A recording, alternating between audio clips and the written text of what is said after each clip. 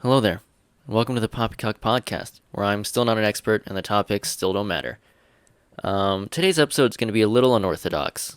For any of you that have been following the show recently, you may know that me and a group of people are working on bringing the short story, A Cold Night in Gotham, that I wrote a while back, to life as an audio drama. It was originally written to be envisioned as either a comic book or a short movie, but finances being what they are and my lack of artistic abilities being what they are, this is the natural evolution it's taken, given the circumstances of our reality currently.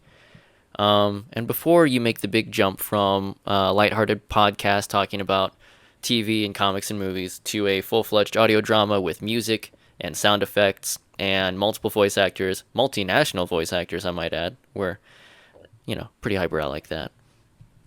I thought I'd give you a little taste and a little tease of what my writing style is and what some of the voice acting might be like. Now, this is different because, again, A Cold Night in Gotham will have music and sound effects and all that jazz, and this is just a monologue. But it's sort of a proof of concept that I'm somewhat capable of tapping into the way that a fictional character would talk and do things, and that I can find people more talented than me to do some of the voices and bring it to life. So, I guess without any further ado, why don't I show you a little something that I cooked up, and it is called Lex Luthor, A League of Our Own.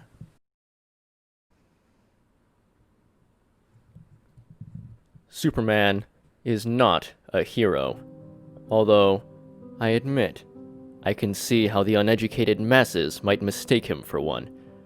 The brightly colored suit he wears, and that cape that flutters in the wind when he flies by, the seemingly benign acts of heroics he performs. But he is not a hero. He's an insult to our species. He's an inescapable annoyance, a fly buzzing in the room around your head. He's an outlier in the data of our world, an affront to the achievements of mankind. The putrid stink of his Kryptonian abilities spits in the face of every achievement man has accomplished. What use is crossing the Atlantic to settle new lands when he could have flown? What use is discovering a lost relic from our past after years of research when he can simply find it with his X-ray vision? Why educate yourself when his mind operates on par with the latest in supercomputers? And why torment your body day in and day out, pushing yourself to achieve the form you desire, to better yourself, when he can lift an entire building with his bare hands simply because he landed on a planet where the sun shines the right color? What use was the genius of Julius Caesar and his strategy, his empire, all the lands he brought beneath him, when Superman can stand in front of any army, then or now, and turn them into ash within minutes if he so wills it? Superman is more than a gargantuan insult to man's history and potential, throwing the grading curve in which all human history will be remembered off. The very second his aw-shucks facade drops, and he decides that our world governments aren't run the way he'd like, who's to stop him? And stop him from installing a government of his own, with him at the head. The man of tomorrow is only our friend today because he chooses to be, and one day he will decide otherwise. His abilities are seen as a safety net by some, but one day soon, his days of helping cats out of trees and little old ladies cross the street will be over, and his reign as the ruler of our once great planet will begin. But Lex, Superman is our friend. He's fought off hordes of alien invaders alongside the Justice League, you must be thinking. And you know what? You're right. Superman has been integral in countless victories against conquerors and masterminds from other worlds. But did we really need saving from such threats before Superman arrived? Or was our greatest threat a group of religious extremists squatting in their own filth, sweating in the sand, and plotting acts of terrorism in their little caves? A threat our dear friends, our human friends, in the army have had great success in thwarting over the decades. But what is an army to do when the skies crack open and aliens come pouring through? or when the monstrosities clash with these so-called heroes across our cities, leaving debris and death in their wake. All any of us can do is seek shelter and pray to a God that no longer listens for help. Pray that we can see tomorrow. But we can't simply tell the superheroes to go away. No, that genie can't be put back in the bottle, now can it? The dinner bell has been rung for all the universe.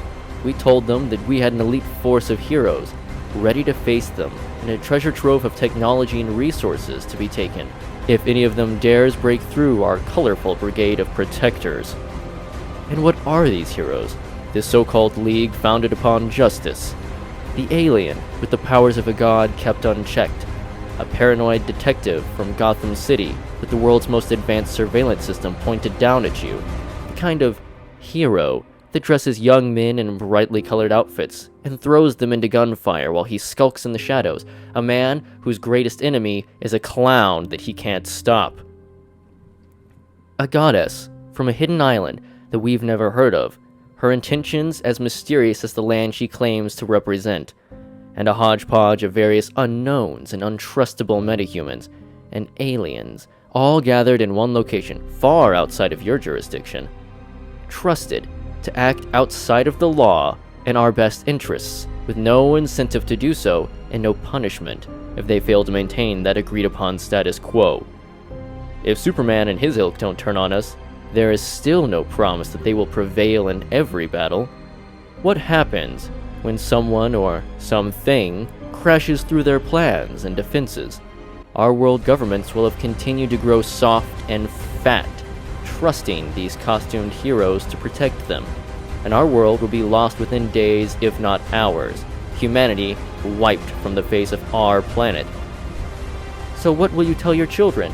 To cower behind their beds at night, praying that these protectors don't fail, don't fall, and don't decide that we are the enemy? Or will you do the right thing?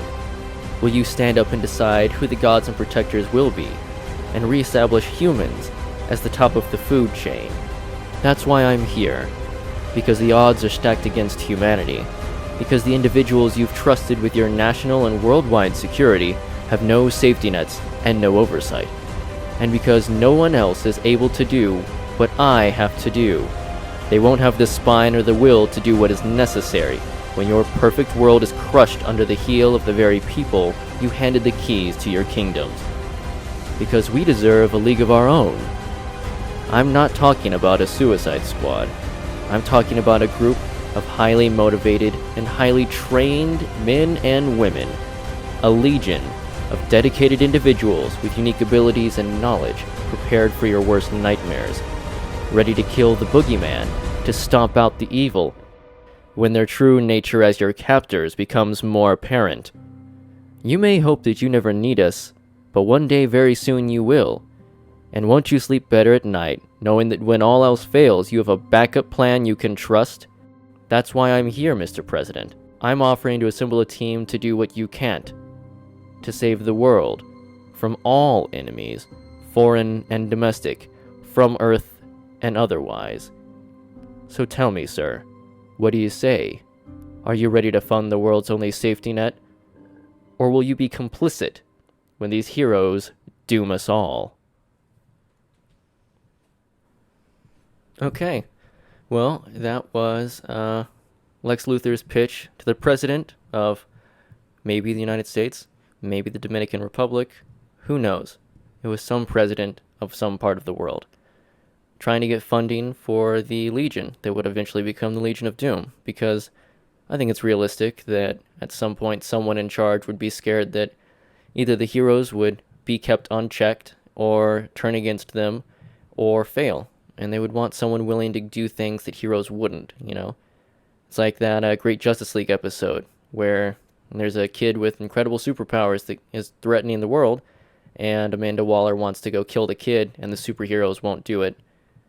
I bet there's some villains that they'd be happy to kill a kid to save the world, especially if it means they get out of prison, or that they get a pardon, or they get something better. It's similar to the Suicide Squad, but it's the idea that they're incentivized to just do it because they already kind of want to, and maybe they'll fund their superpowers or suits getting better. I just think it's a nice little way because, let's be real, the amount of stuff that those villains use, there's no way one or a few major corporations could have funded all of that. There's some Black Ops stuff going on.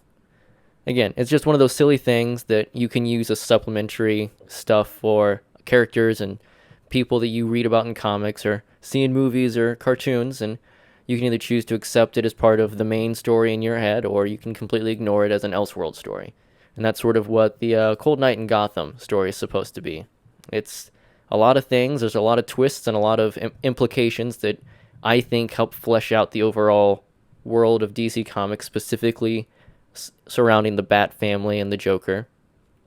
But it's an Elseworld story, so you don't have to take it and apply it to the characters that you love. You can throw it out, or you can keep it. It's it's up to you. They're all fake people anyway. People get really charged about it, but it's just for fun.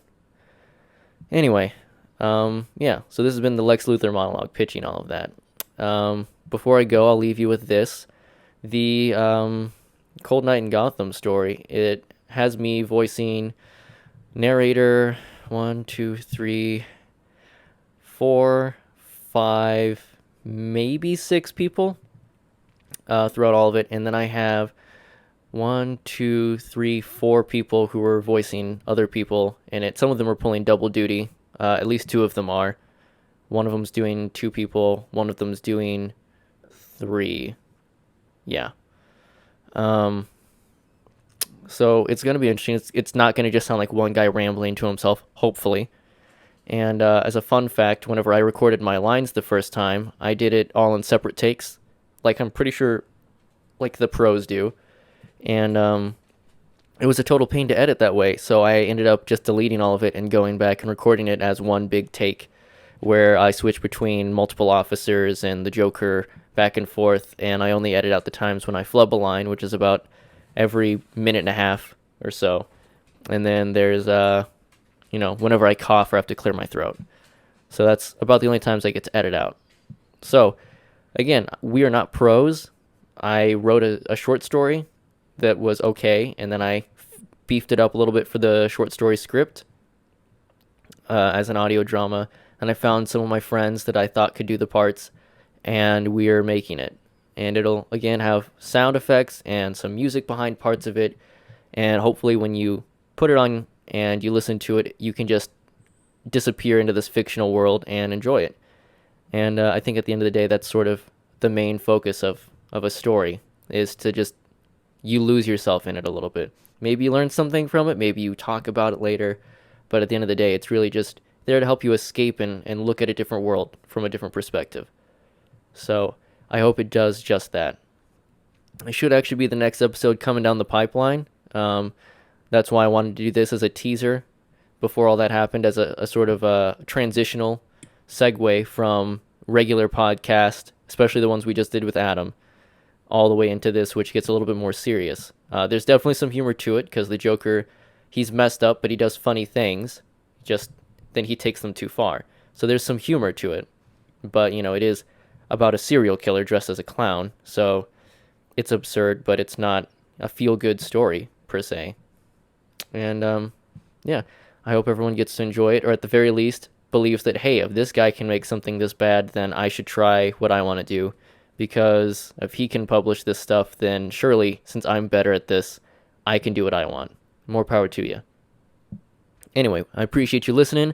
We appreciate everyone who listens to our stuff or reads the blog over at jibjab.video.blog, our home website, or watches us on YouTube, We're just happy to make stuff, and hopefully other people get to enjoy it as well. Anyway, we'll be back soon with A Cold Night in Gotham. Buckle up, kiddos.